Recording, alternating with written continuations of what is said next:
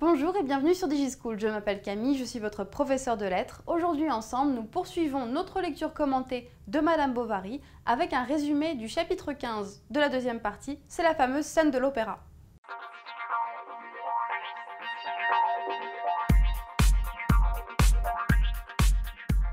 Rappelez-vous, lors du chapitre 14, Emma avait connu un épisode nerveux important et une maladie qui avait inquiété tout son entourage suite à sa rupture avec Rodolphe. Pour lui remonter le moral, Charles, son époux, lui propose de venir à Rouen avec lui pour voir l'opéra Lucie de la Mer Morte de Gaetano Lagardy. Emma, on se le rappelle, est très férue de musique originellement, elle joue du piano, même si elle l'a plus ou moins abandonné depuis le début de la narration. Emma est très fière d'aller à Rouen, de se rendre à Rouen, comme on le voit à la page 301. Un battement de cœur l'a pris dès le vestibule. Elle sourit involontairement de vanité en voyant la foule qui se précipitait à droite par l'autre corridor, tandis qu'elle montait l'escalier des premières. Donc un vrai sentiment de supériorité sociale. Cette vanité, Emma a toujours rêvé de la ressentir. Vous vous rappelez, lors de la scène du bal dans la première partie, comme elle rêve d'appartenir à cette haute société. Et là, quand elle voit ces gens qui ont les places du premier prix, alors qu'elle et Charles accèdent aux places de choix, elle se sent bien car elle se sent supérieure socialement. Mais pourtant, ce sentiment de supériorité sociale, il est vraiment peu mérité. On se rappelle qu'à ce stade du roman, le couple est déjà couvert de dettes. Emma a contracté ses propres dettes envers Monsieur Lheureux et Charles en a contracté d'autres. Les deux se sont endettés. En fait, ils sont en train de dépenser un argent qu'ils n'ont pas.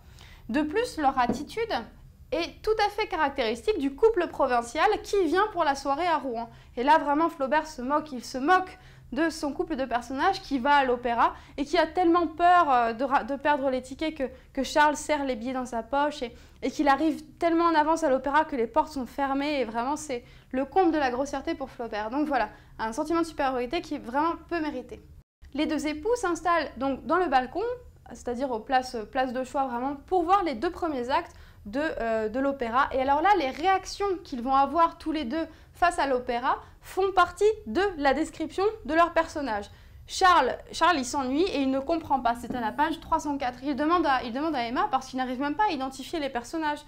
Et alors que Emma, au contraire, elle s'identifie forcément. C'est une histoire dramatique. Elle la vit au plus fort, au tel point qu'à la page 304, on la voit pousser un petit cri aigu à un moment comme si elle partageait les émotions de Lucie qui est dans ses histoires amoureuses, etc. Et elle se laisse tellement emporter par ses fantasmes et par son imagination et sa volonté de passion qu'elle lui arrive de confondre, d'être dans une vraie confusion de l'art et de la vie. Comme à la page 306, elle voit la personne qui joue l'amant de Lucie et elle rêve qu'elle partage sa vie d'acteur et qu'elle coudrait ses costumes et puis elle ramasserait les fleurs qu'on lui jetterait et puis elle subirait son orgueil, etc. Un vrai fantasme en fait qui témoigne non seulement de cette confusion entre art et vie qui est caractéristique d'Emma, mais aussi d'une certaine immaturité. Mais l'épisode clé qui intervient lors de cette scène de l'opéra, c'est la rencontre avec celui qu'on appelle maintenant Monsieur Léon. Et oui, Léon, rappelez-vous, c'est ce clerc de notaire. Ce clerc de notaire qui était si profondément amoureux d'Emma Bovary et qui n'a jamais su lui dire. Emma avait deviné son amour, le ressentait en retour, mais les deux n'avaient vraiment jamais communiqué.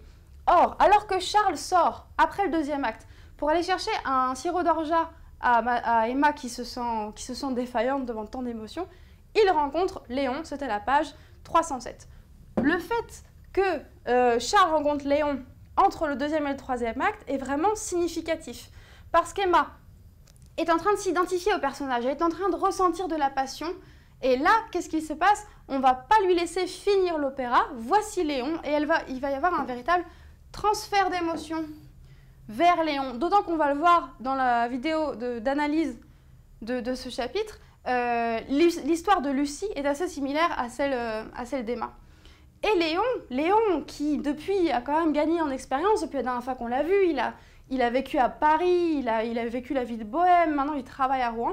Eh bien Léon, cette fois, est décidé à passer à l'acte et il va commencer à faire certaines manœuvres séductrices. Par exemple, il va le suggérer qu'on sorte de l'opéra, qu'on ne voit pas la fin, alors que Charles commençait juste à comprendre. Donc ils sortent et puis il dit « C'est quand même dommage qu'on n'ait pas vu la fin de l'opéra. Pourquoi Emma ne resterait pas une nuit de plus pour revoir l'opéra demain ?» Et Charles, qui, évidemment, bonnet qu'il est, ne se doute de rien, encourage Emma à rester une nuit de plus. ce qui nous laisse imaginer que la nuit suivante, eh bien, Emma va pouvoir retrouver Léon. Voilà, c'est tout pour aujourd'hui. Merci d'avoir suivi cette vidéo. N'hésitez pas à consulter l'autre vidéo d'analyse qui concerne le chapitre 15 de la partie 2. Et à très bientôt sur DigiSchool.